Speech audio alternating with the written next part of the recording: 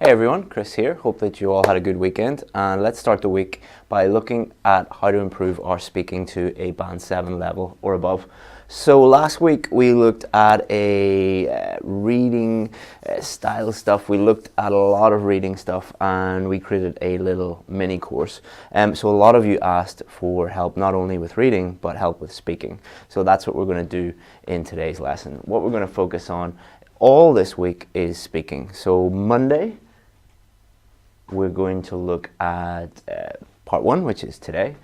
On Wednesday, we're going to look at part 2 of the speaking test, and on Friday, we're going to look at part 3 of the speaking test. So just keeping it really, really simple. We're going to focus all on part 1, then on Wednesday, part 2, and then on Friday, part 3. So on Wednesday at 1 p.m., we're going to look at part 2, and at 11 a.m. on Friday, we're going to look at part 3. And what we're going to do is not give you a massive course that covers absolutely everything. What I decided to do is just distill down into a very, very digestible, easy to digest 20 minutes or something like that, so that you can look at it and get the absolute essentials that you need in order to improve. So we're not going to waste your time with anything that's not relevant, and we're also going to make everything as interactive as possible. So instead of you just sitting back and watching a video and not really learning anything, we're going to make everything as interactive as possible to get you to contribute to the lessons so that you can activate your brain a little bit and learn from the lessons as well. So part 1. So what we're going to look at in this lesson is, first of all, what is part 1, and what is the rationale behind the style of questions and what the examiners are going to be asking you, what the examiners are going to be thinking about, and importantly, what we're going to look at secondly is what not to worry about. Because if you look at YouTube or Facebook or just Google, speaking part 1, you'll find a lot of misinformation. You'll find a lot of things that people say are really, really, really important when they're not important at all, like contribute 0 to your score. So it's really important that you understand what not to worry about so that you can focus on the things that will actually improve your score, because one of the keys to success is focusing on the things that will improve your score and ignoring the things that don't improve your score. We're going to look at some common mistakes. So what I'm going to do is I'm going to get Justin, who's here with me, to ask me some random questions. I haven't told him which questions to ask or anything like that. He's going to throw these questions at me, and I'm going to pretend to be a student making some of these common mistakes, and in the comments you guys are going to tell me which common mistakes I'm making. Then we're going to look at the flip side of that, which is he's going to ask me more questions, and I'm going to try and demo what a good student would do, or what a student at a 7, 8 or 9 would be doing, and then from that we'll take some best practices, so things that you should be thinking about, things that you should be doing on test day. Finally, we're going to give you a PDF download with lots of the common topics that you'll get in part 1 of the speaking test, and some sample answers for those. Not to be copied, of course, but just so you can give you an idea and solidify the things that we've been talking about today. So, what is part 1? It's really, really, really important that you understand that part 1 is about you.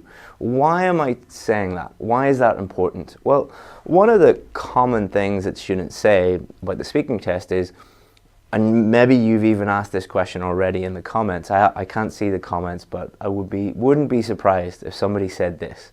What happens if they ask me about something I know nothing about or I can't talk about? Well, all of the questions are about you, so it's impossible to get them wrong because they're asking about you. So the best thing that you can do for part 1 is just answer the questions naturally, how you would speak to a friend or a colleague or a teacher if they asked you one of these questions, because they're just normal everyday questions that they might ask you about you.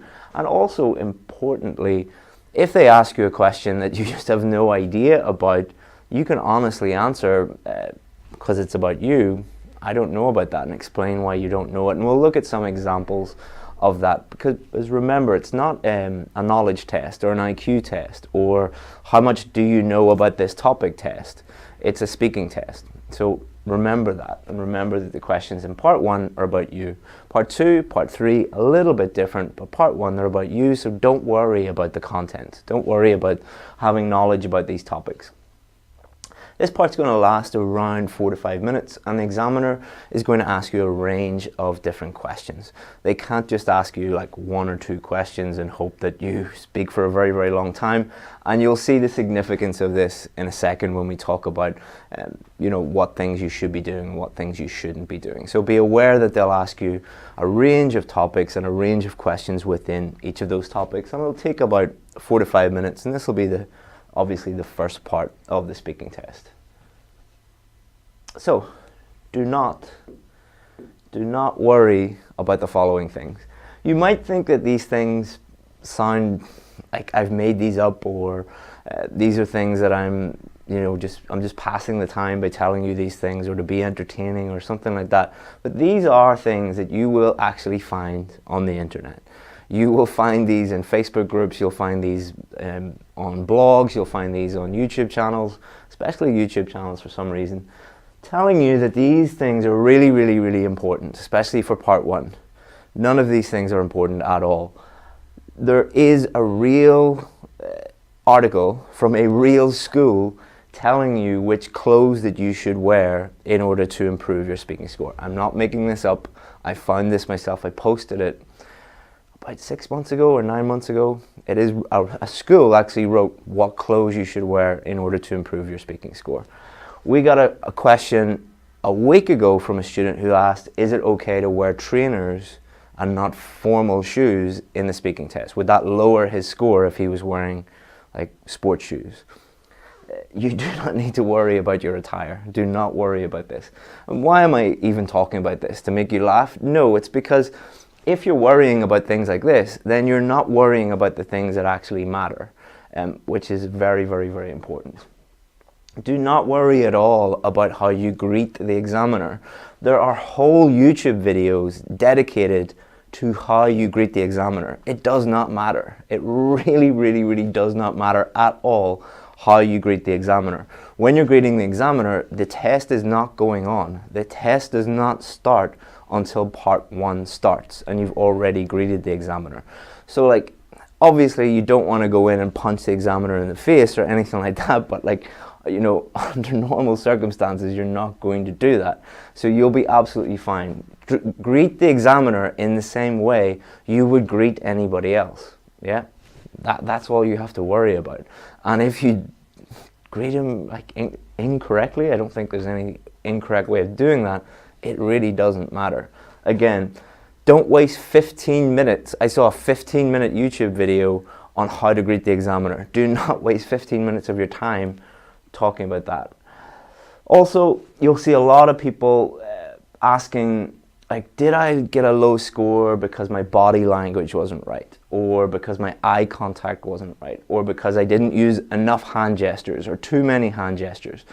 Like, you'll get a lot of students coming into the test and like they'll maintain eye contact with you for a very, very long time, and they'll do weird things with their hands. You're like, oh, okay, it's not the student's fault. It's because the teacher told them that these things are important. They're not important at all. Why? Because these things have nothing to do with your ability to speak English. It doesn't matter what your body language is like. It doesn't matter what your eye contact is like. It doesn't matter what your hand gestures are like. They don't contribute to your score in any way. Importantly also, don't worry about the examiner. Examiners are human beings. Just like going into McDonald's, sometimes you'll get a server in McDonald's who's really, really friendly and really nice, and sometimes you'll get one who is not friendly and not nice and is rude. It's exactly the same with examiners. Is it part of their job to be friendly and to be nice? Kind of, I suppose. But really their job is to listen to you and give you an accurate score on your speaking test. That is their job. That's the most important thing that they need to do. We will get a lot of emails from people saying, I think I failed my test because my examiner didn't like me. Whether they like you or not has no bearing on your score whatsoever. Or we'll get someone saying, I think I failed my test because my examiner was rude to me or was unfriendly. they might have had an argument with their husband or their wife or their girlfriend or their boyfriend, or they might be just in a bad mood, or they might be hungover, they might have had been sitting in traffic before getting there and being just in a bad mood. The examiner's demeanor, whether they smile at you or whether they don't, has nothing to do with your score. Also, if they are doing their job correctly, they might be focusing on your pronunciation and your fluency and your coherence and your grammar and vocabulary. Obviously, they might not have a big cheesy smile on their face while they're doing that, because they're focusing on what they need to do. They might be serious about what they're doing. So don't worry about any of these things. And importantly, if you go to a school and they start teaching you about body language and hand gestures and what clothes to wear and how to greet the examiner, leave that school, because they're not focusing on the things that matter. The things that matter are these 4 things, and these 4 things only. These are what the examiners are going to be listening out for during your speaking test and during part 1, but throughout all the parts. Pronunciation, fluency and coherence, vocabulary and grammar. So what do these things mean? I could do a whole video on, a whole 30-minute video on each of these, but just to summarize very, very quickly, can the examiner understand what you're saying? All right, do they understand 100% of what you're saying? If they can, you're on your way to getting a 7 or above for pronunciation. You do need to worry about some higher level pronunciation features like intonation and connected speech and things like that. But just for the purposes of this video and to be concise, just worry about them understanding what you're saying. Grammar and vocabulary, you do have to worry about range a little bit, but for most students, accuracy is the real reason why you're not getting the score you need. Focus on your grammar being accurate and your vocabulary being accurate. And we'll talk a bit about showing off and trying to impress the examiner with fancy vocabulary and fancy grammar in the rest of this video and throughout this week. Fluency, are you able to speak at a natural pace, or do you have a lot of pauses and hesitations? And coherence, are you answering the question? Are you developing your answer enough for the examiner to understand the answer to your question, the point you're trying to get across? Those are the things that you really, really need to be thinking about, not these things. All right, do not worry about these. So we'll be thinking about these throughout the week and talking about these throughout the week. So here are some common mistakes. Okay, so what we're going to do is talk about these very, very briefly. Then I'm going to get my glamorous assistant here to ask me a question. I haven't prepared any answers or anything like that. I want it to be as natural as possible. And I will pretend to be a student who is doing one of these common mistakes. In the comments, what I want you to tell me is, which of these am I doing? All right. So why am I doing this? To make the lesson as interactive as possible. If you just sit back and watch a video, you'll maybe learn 10, 20%. But if you're thinking about it and engaging with the lesson, you're going to learn more. And that's the reason why we make these videos, is to help you guys learn and to improve your scores. So robotic delivery, so speaking like a robot. Memorized answers, so looking at a we'll not talk about it because I don't want to give you too many clues, but memorizing an answer and giving a memorized answer instead of just a normal answer. Trying to impress the examiners, so think about the things that people try and do to impress the examiners. Way too long and way too short. Okay, so think about these. It might be multiple ones, or it might just be one, but let's start with the first question. And can I have your phone, or you're using your phone for the questions? You can use it for that one, just so I can see the comments that people are making. If you give me a first question and then we can begin.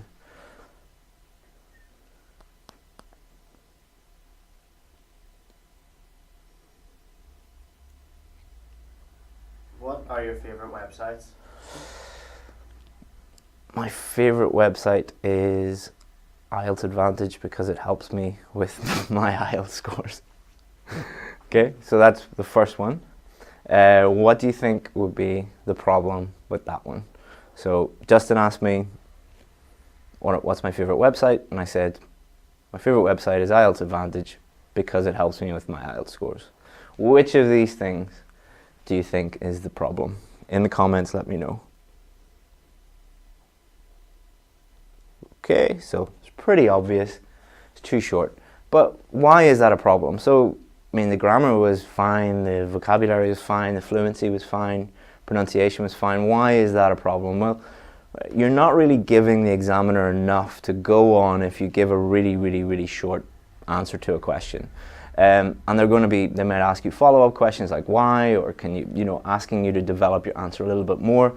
That might put you off. It might be like, oh, am I doing something wrong? It'll cause extra stress. You want to be developing your answer a little bit more than that. Now, for part one, you don't have to develop it much more than that, but just giving a one-sentence answer wouldn't really be enough. You'd have to add a little bit more detail or an explanation or example or something like that just to develop it a little bit more. So that one was too short, and you all got that one correct. Okay, so this is going to be more difficult than I thought. I thought this was going to be really easy, but trying to answer a question and pretend to be someone else is more difficult than I thought. All right, so give me another one. What's your favorite kind of weather? Favorite kind of weather. Okay. My favorite kind of weather is cold weather because I do not like to be cold. When I am cold, I feel bad and I shiver because it is very cold. I always like warm weather. Warm weather is nice. That's why I like the summertime. Okay, so in the comments, what do you think about that one? Was it a memorized answer, trying to impress the examiner, too long, too short, robotic delivery? What do you think? Have a look again in the comments. Trying to impress the examiner? Definitely not. And Dweet Chan says robotic delivery. Yeah, so, I mean, this is not really a student's fault. It can be a couple of things. Number one, it can be because you're really stressed out. It is a very stressful exam. Obviously, you might have a lot of pressure in terms of it might cost you your job, it might lead to your family being upset with you, you might have a visa waiting for you. It is a very high stakes test. So what happens is people just kind of clam up and speak in a very robotic way. So that is a problem because you're not being as fluent as you could be. Also, if you are so stressed out that you are speaking in that way, then people tend to make, in my experience, more grammar and vocabulary mistakes because they're just not relaxed and speaking in a natural way. And also, sometimes it can cause pronunciation issues for the same reason because a lot of people, when they're speaking in that way, can speak in a very quiet way, like inside their mouth is how I always describe it, rather than projecting their voice, so it might make it a little bit difficult for the examiner. So there's lots and lots of problems you can have there. The other reason is a lot of people have been taught that the IELTS speaking test is a formal academic test and you should speak in a formal academic way. It's not. It's a speaking test about how you would speak to a normal person in a normal situation. You're not going to speak in that overly formal, overly academic, robotic way because that's not how you would speak to someone. Like, imagine if Justin and I were having a meeting and I said, like, how was your weekend? My weekend was good. He wouldn't really talk like that. So one of the key pieces of advice is just speak to, my phone's going, who's calling me? Just speak to the examiner in the same way that you would speak to a friend or a colleague or a classmate or a teacher, someone who you know, when you're not speaking in a really informal or formal way. Just in a normal way would be good. Okay, another one. What kind of things do you normally wear?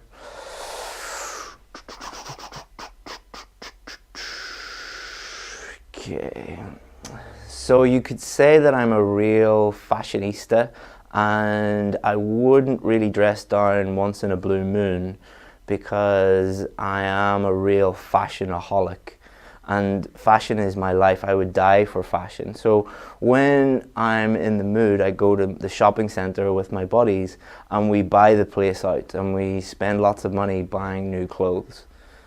Okay, so in the comments, what would you say is the problem there?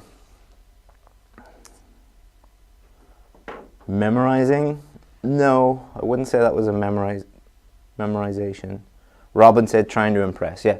So that person is trying to impress the examiner, and what they're doing is they're just thinking of as many big words and idioms and fancy vocabulary as they can. They are not answering the question. They're not thinking about answering the question. They're approaching the test as if it is a vocabulary test. You can also try and impress the examiner with fancy grammar structures and things like that, but that person was principally thinking that the test wasn't a speaking test, it was a vocabulary test, and ignoring these things. All right, so when you're doing that, when you're focusing just on vocabulary, then you're not really focusing on being coherent and answering the question. So there's a relationship between these two, and you shouldn't worry about these too much. Or sorry, you should worry about these, and you shouldn't worry about one more than the other. Because if you're going, it's like, for example, if you are just focusing on grammar and being 100% accurate all the time, then your fluency tends to go down. All right, because you can't think of the perfect grammar every single sentence and hope to have really, really good fluency. Same with your vocabulary. If you're just focusing on vocabulary, then your fluency and your coherence tend to be affected. So there is a relationship between these two. Remember, it's a speaking test, and these are components of speaking. It's not just a pronunciation test, or just a vocabulary test, or just a grammar test, or just a fluency test. So we talked about robotic delivery, we've talked about trying to impress the examiner, we've talked about being too short.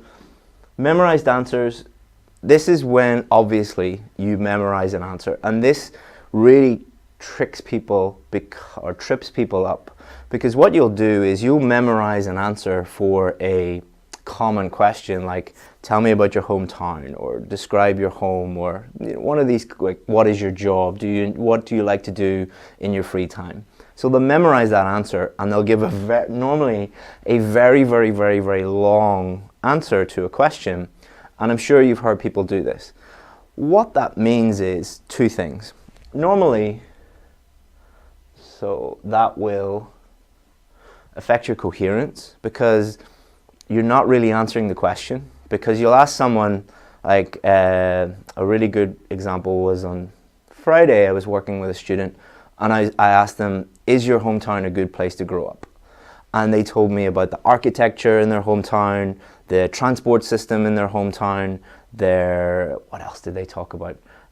Education system, like telling me everything about their hometown. And I said to them, you just memorized an answer about your hometown, and you've given me that. So that obviously affected their coherence. What will also happen when you memorize an answer is the examiner will not think, oh my God, this person is amazing.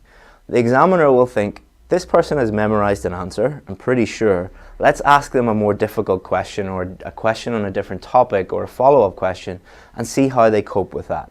They'll ask you a different question, and what people who memorize answers normally do is like, I don't know how to answer that because because I haven't memorized an answer.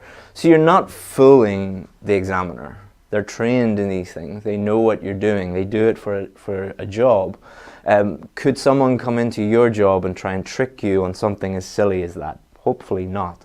So why do you think the examiners would fall for that? So you've just demonstrated that you can't speak English. You've demonstrated that you can memorize answers and give very, very long answers, but it's not a memorization test, all right? It's a speaking test. So here's these common mistakes, and let's look now at best practices. So I'm not going to give you the best practices.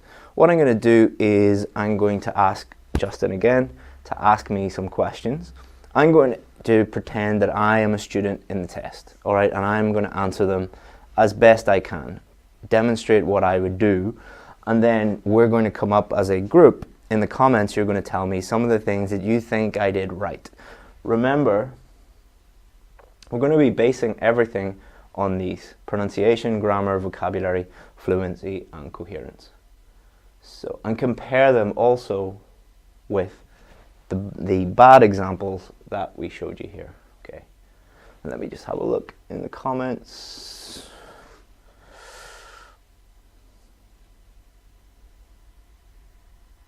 Okay, good.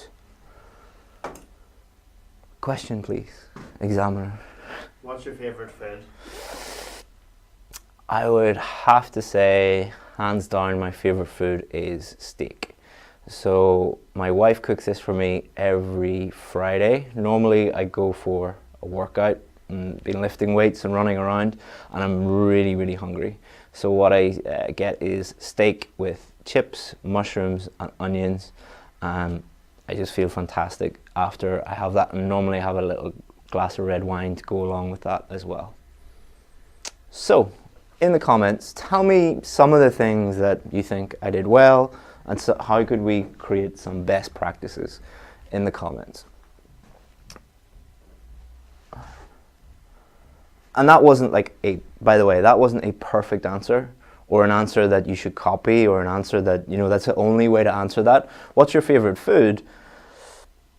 There are a million ways that you could answer that could get you a band 9. There are a million ways you could answer it to get you a band 5. The content wasn't important. What we're trying to get are these best practices, the things that you can learn from so that you can not copy that answer, but model it and learn from it.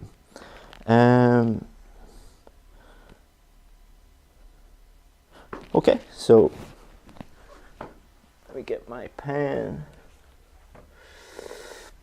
So, natural.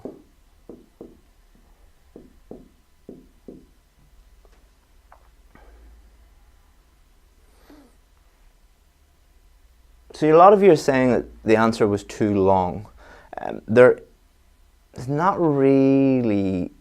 So what a lot of people learn from teachers and from online resources is that you should use a set number of sentences. That like you should say 3 sentences, or you should say a set number of words. Like it should be 50 words long.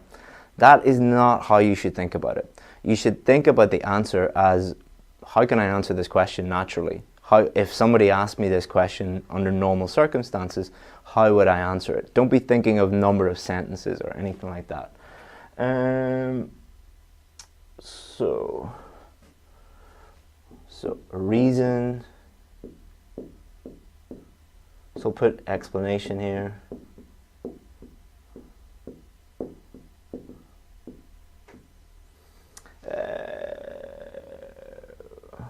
You see.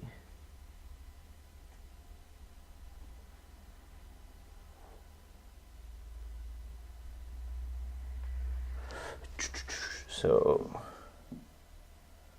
good coherence, which I think what you mean is that I actually answered the question. I got to the point and I answered it fully. So developed.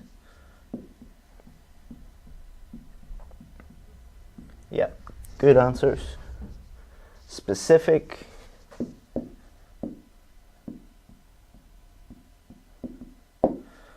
Anything else?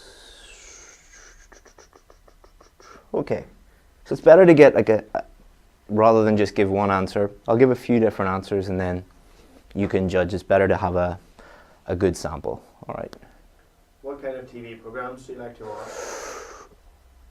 I love to watch US crime dramas. So there's a few of those that I've really become addicted to in the past. Principally The Sopranos, The Wire and Breaking Bad. So these are all very, very long series, and what I like about them is they're very episodic, so that you can just go from episode to episode to episode, and it's try and watch like 1 or 2 a night, but sometimes it goes a little bit over that because they are very, very addictive. So again, from that, what would you say are the good things that you could use to model as well?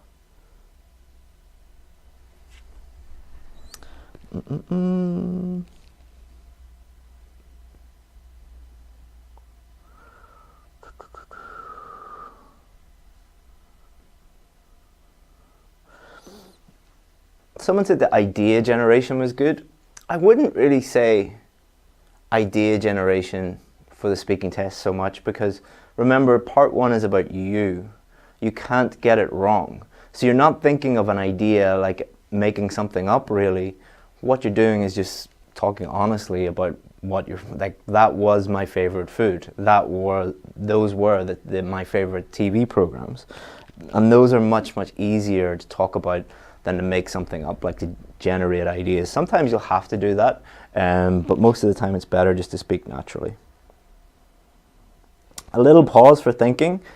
Yeah, so fluency does not mean speaking without pausing ever.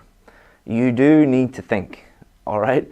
It is better to think for a couple of seconds and then give your answer than to immediately begin talking and then get lost and start. So I don't think it's mandatory for you to think at the beginning. I don't think that's a best practice. But I think the point I'm trying to make is fluency does not mean that you never pause. It's a bad fluency is when you're pausing at an unnatural rate.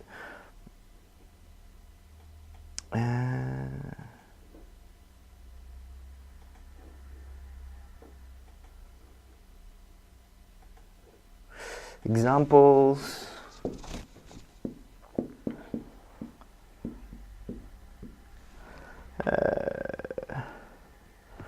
Okay, grammar.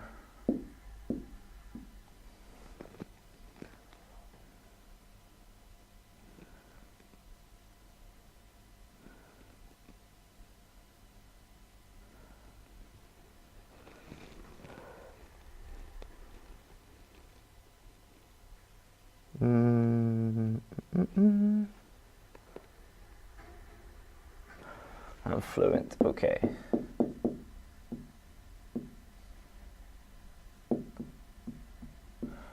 Okay, so I'll give one more example and then we can talk about what I did.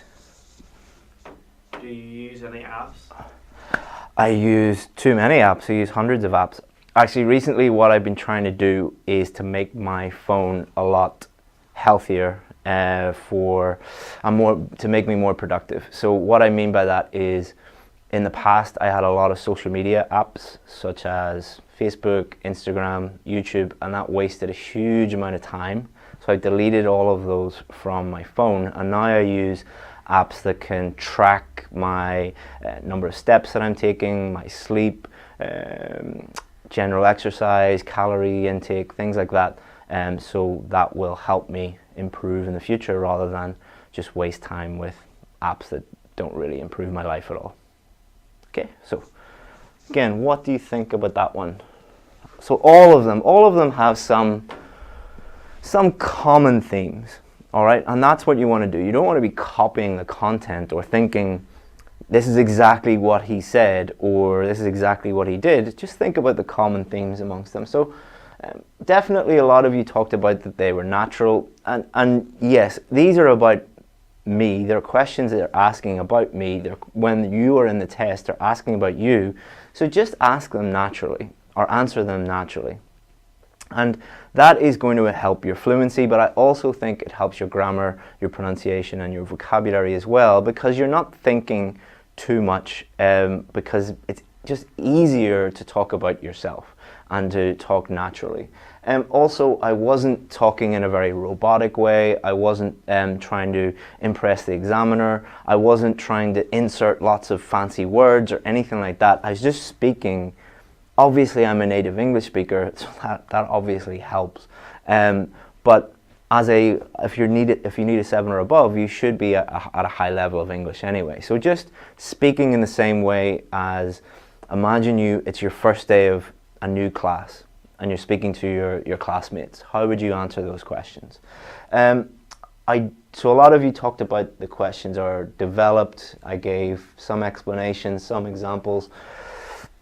Again, going back to this, answering it naturally.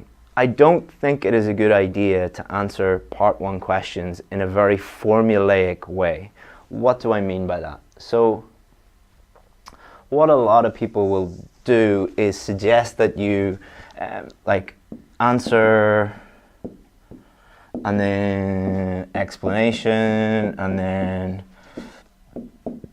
example. Like, that is a very, very formulaic way of answering a question.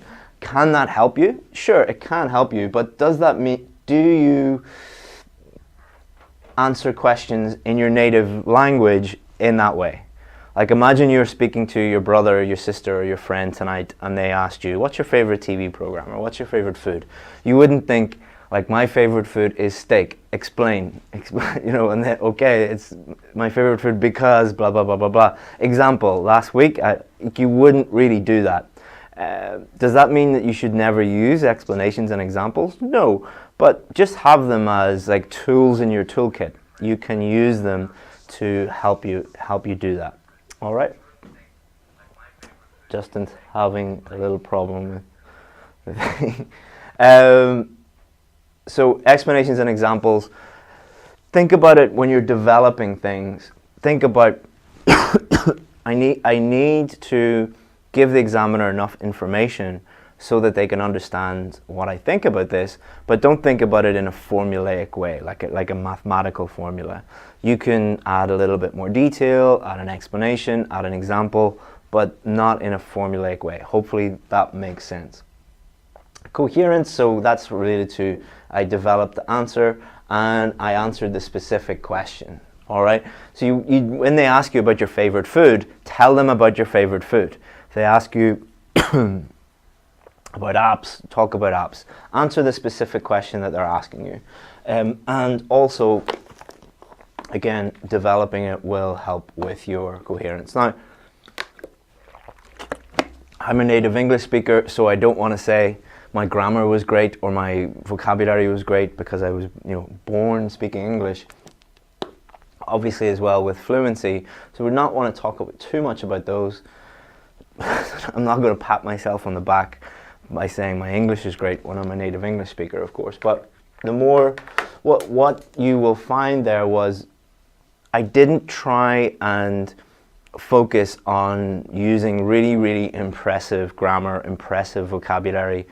What I did was just answer the questions naturally, and by doing that, the grammar and the vocabulary and the fluency just flowed from that. If your grammar and your vocabulary and your fluency is good enough and you just answer the questions naturally, these will take care of themselves. But if you go into, okay, he asked me about my favorite food, what are some big adjectives that I can think of, or what are some idioms I can use, then your fluency is going to suffer because you're thinking way too much, and you're probably going to make lots of grammar and vocabulary mistakes because you'll be thinking about grammar and vocabulary that's beyond your level, that you're not able to use yet. So use the grammar and vocabulary that you are comfortable using to fluently develop your answer, and then everything kind of looks after itself. Pronunciation, we'll not talk about that because I'm a native English speaker, and hopefully my pronunciation is okay. So let me have a quick look at the comments.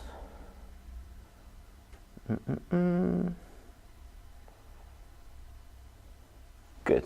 All right, so what we're going to do now is I'm going to give you a free topics and sample answers download.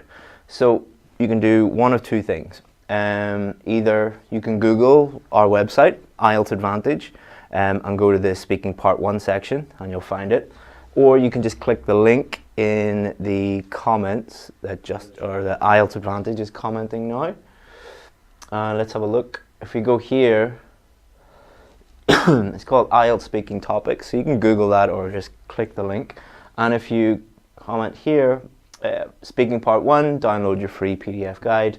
So you can just click that, enter your name, enter your email, and I believe that it just downloads automatically and is sent to your email as well. So what you'll get there are lots and lots of sample answers, sample questions, common topics.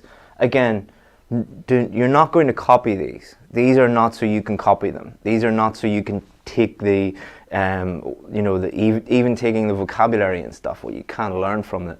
But you're not going to answer it like this because it's about you. You're going to answer them based on you and your experience, because that's what it's about. You're not going to copy someone else, but these will give you a good idea, and you can also relate it back to these best practices, talking about, you know, development and, you know, how I answered the questions. So that will help you out. So the link is, if you're watching the recording of this, it's in either at the top or if you're watching on YouTube, it'll be in the description. You'll find it if you look for it, and you can download that and have a look. What I would suggest you do with these is an exercise you can do is take each of the questions and just write them down on a piece of paper or have it on your phone or something like that, and look at each question and answer it how you would answer it, and then record yourself and then listen back and think about the best practices and the common mistakes that people make, and you can critique your own work and get better on your own and do some practice at home. And if you do that, you'll really, really improve. So hope you enjoyed that. On Wednesday, we will look at part 2, which is a lot trickier than part 1. Part 1 is really just easing you into the test. Part 2 is a little bit more tricky. So join us at 1 p.m. UK time on Facebook on Wednesday, and we'll look at part 2. So let me have a quick check to see if there are any. A lot of you are asking, how can I improve speaking? Can I work with you? Can you help? Can you critique my speaking? If you do want help with speaking or writing or listening or anything, I think an easy way to do this, just comment speaking in the comments if you want one of our team to contact you and to talk about how we might be able to help you with your speaking. They'll just send you a message on Messenger. We can't guarantee that we'll be able to help everybody, but if you do that, just comment speaking, either on Facebook or if you're watching this on YouTube, just comment the word speaking and we will we'll get in touch with you. Thank you very much, guys. Hope that you join us on Wednesday and hope that you find that useful. And give us some feedback on the lesson. If there was something that you liked, tell us. If there's something that you didn't like, tell us. If there's something extra that you need, feel free to tell us. It's always good to get feedback. And these lessons are free. All we ask is that you give it a like or say thank you in the comments. That's all we ask for. Thank you very much, guys. See you on Wednesday. Bye-bye.